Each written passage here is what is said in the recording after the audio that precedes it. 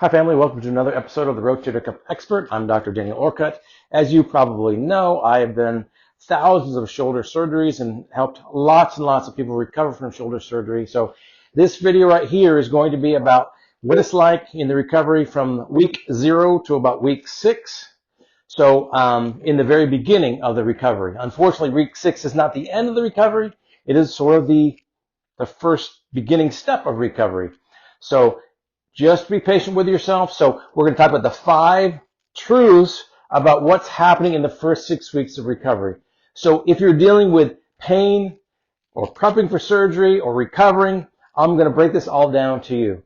And as you know, no fluff, no scare tactics, just truth from an expert, me. Okay, so there's, again, what we're going to break down in this video is the 5 truths. The 5 truths we're going to talk about a little bit about pain, a little bit about sleep, a little bit about positioning, a little bit about where you feel you are in your recovery.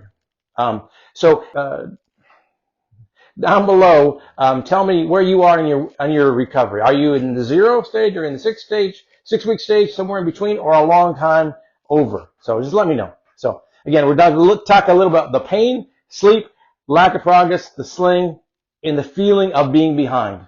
So most people feel like they're behind. Almost everybody feels like they're behind in the recovery. But the truth is they're almost always on time. So try not to stress too much. Try not to fret too much.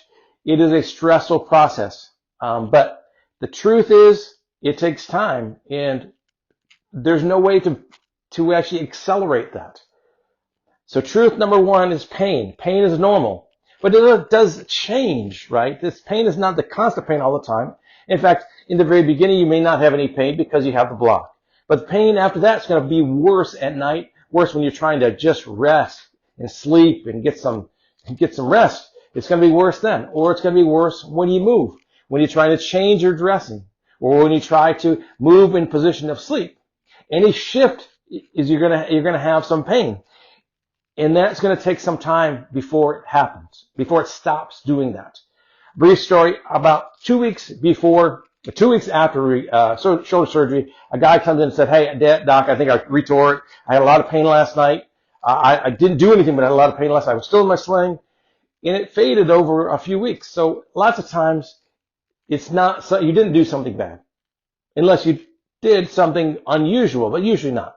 So pain doesn't mean that you're damaging your recovery, you're damaging your surgery. Pain is just the process of healing, especially in the beginning of this difficult process. Truth number 2, sleep will feel impossible for a while.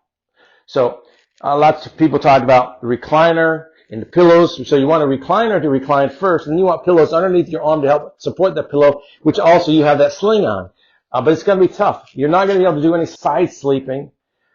It's usually going to take about 6 weeks before you think about getting back into bed, and maybe even longer than that. And because you're not sleeping doesn't mean you're failing. It just means that you're not sleeping, because that's what happens in this recovery. So try to get as much sleep as you can. Obviously, we want to optimize it, but not sleeping doesn't mean you're failing, okay?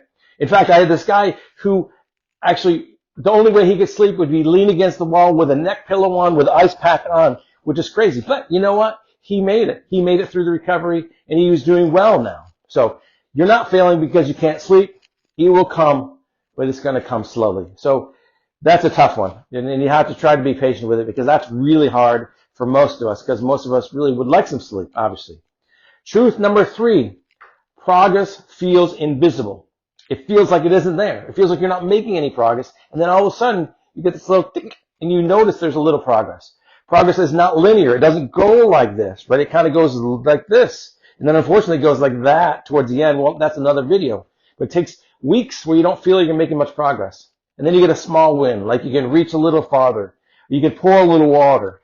But it is difficult. It's a roller coaster that is very frustrating. And I hear you, and I feel your pain, as Bill Clinton used to say. So just be patient. It takes time. So I had one young lady, or actually older lady, who emailed me and was so ecstatic at 5 weeks, saying she finally could shower on her own. Before that, she would have to have help. She'd have to have people come in and help her. And she finally got it without help, and she cried. And that's what healing looks like.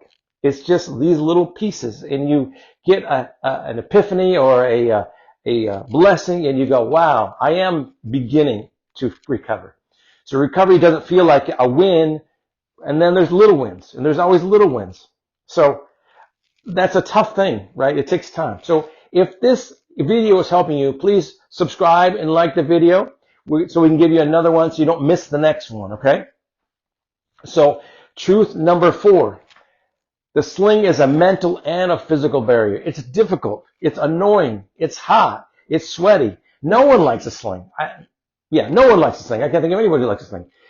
But it protects your shoulder. It protects your shoulder from you. It actually protects your shoulder from others around you, right? So if you have a sling on, sometimes it reminds people not to slap you on the shoulder. Not always, sometimes it doesn't, but sometimes it does. So it's helpful. So don't remove it until you have the clear from your doctor.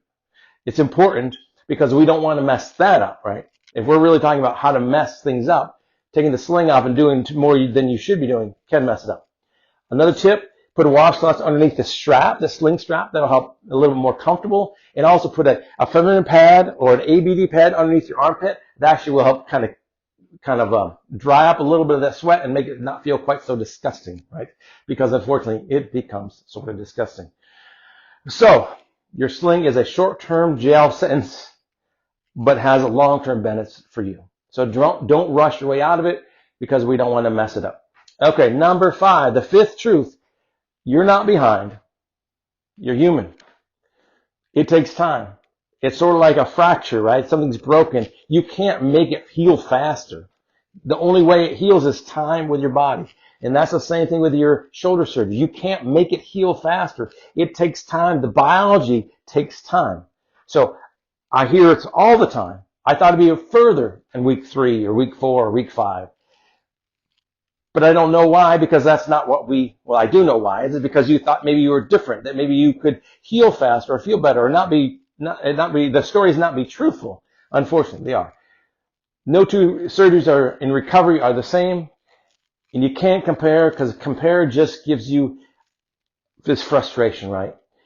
People who heal the best are consistent, not perfect. And if you try to find someone in your therapy group, your therapy session, and you say, you try to find someone who's doing better than you are, you will be able to find them, and they will somehow, some way try to make it feel like you're not doing enough or you're not good enough. Please don't listen to those people. Just be patient in your time frame. So thank you for this. Thank you for watching. Hopefully these 5 things helped. Please comment, again, what week you're in. Please actually, in the description, there's a free checklist. So if you want the free checklist, just click on that link and we'll get that free checklist out to you. So keep going. And I know this is hard. And if no one else is telling you this, you're doing a great job. Be patient. Be kind to yourself. Love yourself. Be patient.